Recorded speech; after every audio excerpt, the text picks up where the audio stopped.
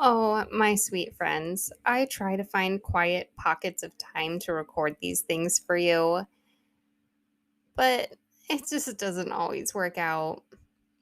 This episode is full of so many great, wonderful, insightful tips, and there's just so many truth bombs being dropped. By the whole first half, my senior dog is having a fit and she just won't stop yipping in the other room, and I didn't think we could hear her. And then finally, there's some nice parts in the middle where there's no interruptions. And then right towards the end, one of my kids is howling in the other room. And I did not know that it was going to be in the audio until it hit the editing process. So enjoy.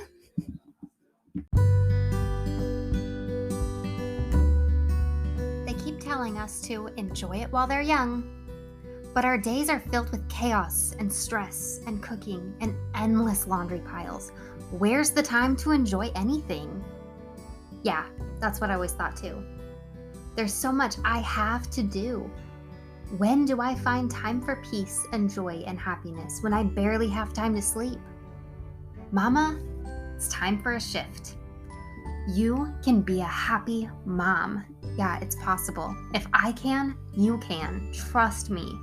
I've been a mess. I've been depressed. I've been overwhelmed. I've been to the bottom of the pits.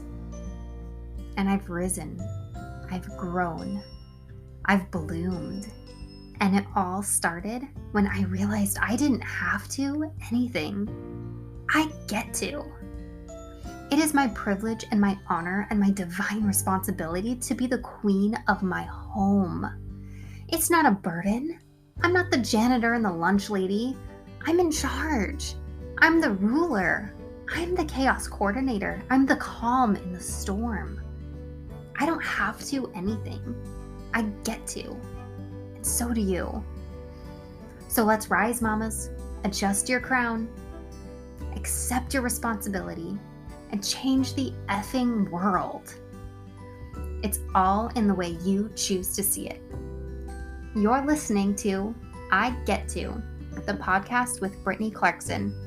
That's me.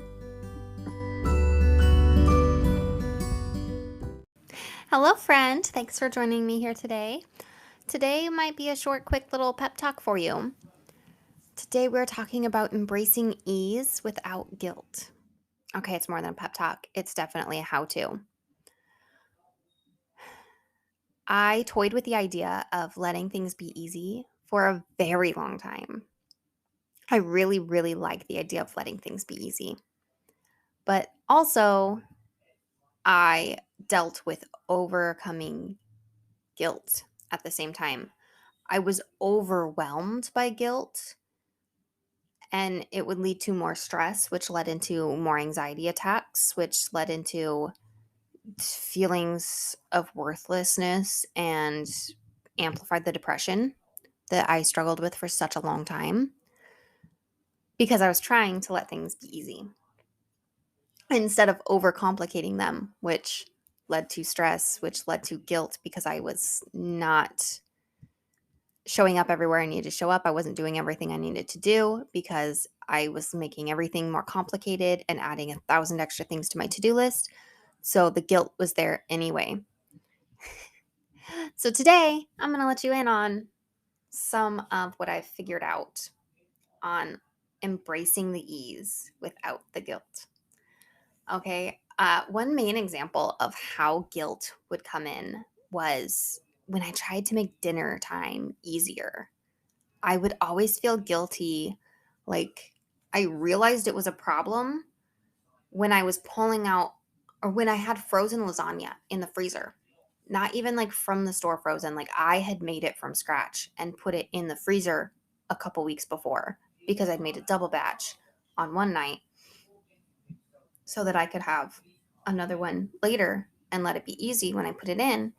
And one night I was just breaking my back to make dinner, and my husband's like, well, why didn't you just cook the lasagna that's in the freezer? And I'm like, because that's cheating. I'm not really making you a fresh home cooked dinner if I pull that out of the freezer, am I? And he's like, "Yeah, but you cooked it already. Like, you did cook it, and you don't have to be making these complicated, like," he's like, "You don't have to cook dinner like that, though." And I'm like, "What?" Blown away because I'd been breaking my back to make dinner every night for so long, feeling guilty anytime it didn't come out right, feeling guilty anytime I cut corners and let something be easier than it had to be, um, or anytime I didn't make it more complicated than it had to be, really. And that's when my husband was just like so confused. And he's like, "I don't care how much work you put into dinner." Excuse me? Like, I will never like forget this moment of figuring out that I was stressing so hard about making this like perfect, like Betty Crocker dinner. And he didn't care. He just like wanted dinner when he got home because he knew he'd be hungry after work. He's like, "I just don't want to be the one." He just didn't want to be the one to have to make dinner. It didn't bother him if I let dinner be easy to make. And I felt relief, but I also felt so dumb that I let that be such a source of stress for such a long time. Now, between this dinner time revelation and some very intense pep talks from Ali Casaza, who was uh, mentoring me and guiding me through decluttering my home in her signature course, Your Uncluttered Home, which I am still personally working through, but highly recommend also. Um, but through some of her pep talks of let it be easy, stop overcomplicating your life, um, and realizing that your purpose is so much bigger than all the small mundane pieces. Don't let all the small mundane pieces steal your joy and steer you away from your purpose. So that's what I want to share with you today, how I embraced the ease and overcame the guilt. Between these two scenarios, it was powerful change for me.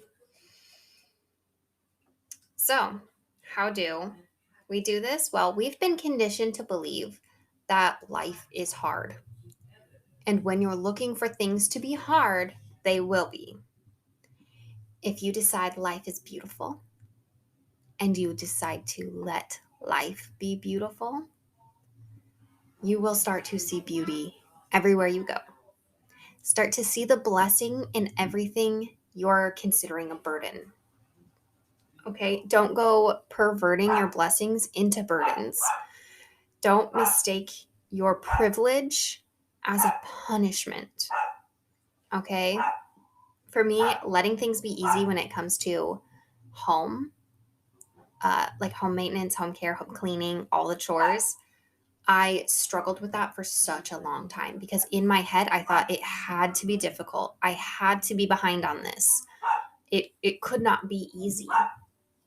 I struggled with this with my style and fashion because I thought it had to be perfectly curated and perfected, or it needed to be like I just needed to look like a hot mess if it wasn't going to be, magazine perfect. Like if I wasn't going to look like the mannequin at the store, then I might as well just be wearing leggings and a big baggy sweatshirt and let my hair be in a messy, ugly bun because I'm not going to look like I stepped out of a magazine. So, all or nothing thinking, right?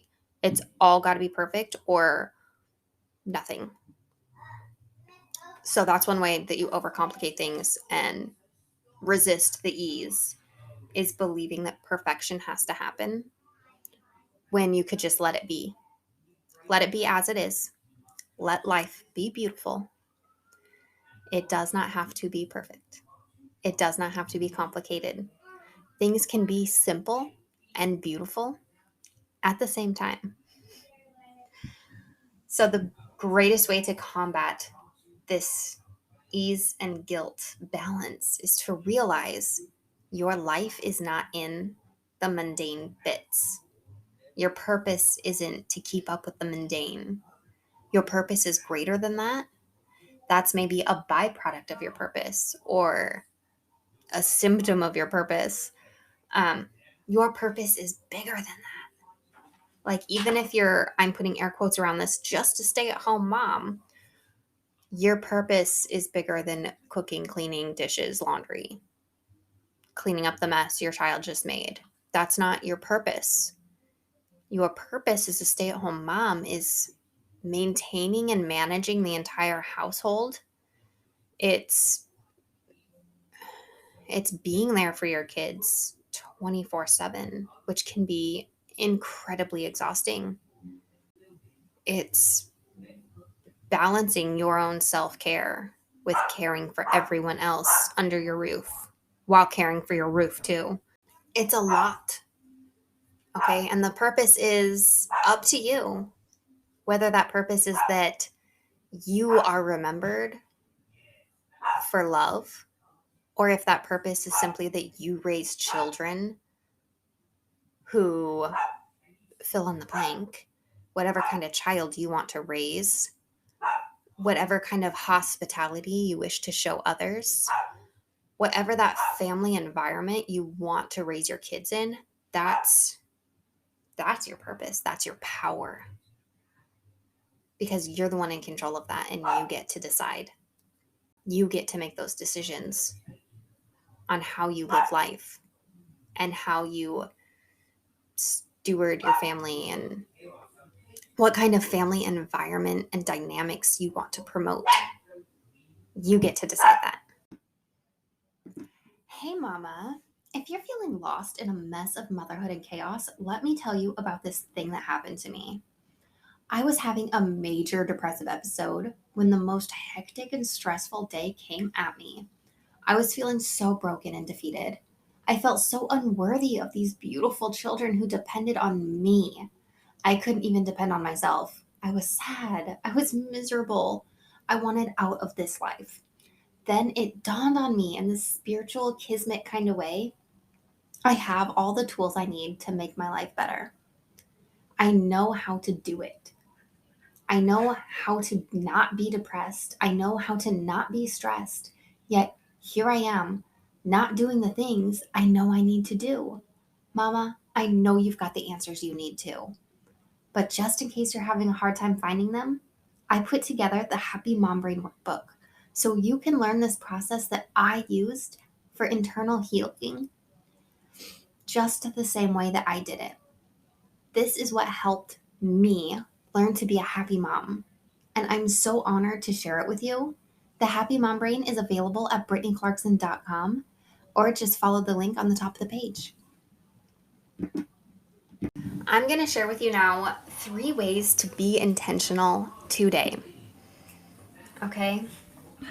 Because a life without intention is like drifting in the sea without a map or a compass. And you might be moving great distances. You might be putting in hours every single day paddling. You're exhausting yourself. But if you don't know where you're going, you will never get there. You're burning energy and getting nowhere if you don't have intention. So here we are today, setting that intention. All right, if we set your intention, you realize your purpose, those mundane things stop taking center stage. All right, the mundane, the bits and pieces that you're struggling to let be easy, and you're giving them all your focus, letting them be the stars, they are not the main character. Put them in their place. They can be easy, they can be simple. They are supporting characters to your purpose. Put your purpose in the main character role. You are the director, by the way, if you're not kept picking that up on that metaphor. So, the 3 ways to be more intentional today. This is straight out of the Happy Mom Brain book, by the way. Step number 1 is to set the intent. All right. And this is different for everyone, it's specific to you and to your heart. But ask these questions: what kind of mom, wife, woman do you want to be? What can you do every day to fulfill those hopes? What needs to happen? Attention Intention can vary from day to day. Some days lining up with your lifelong goals and dreams. Some days it's a step towards your goal. And some days the intent needs to be specific in that day, something like to rest and recover so that you can continue on track. Or sometimes your goal is to your intention for the day is to absolutely crush the day as opposed to resting. We can still put heart and meaning into those days. A day of rest is not a day wasted. Okay, a day rested is not a day wasted.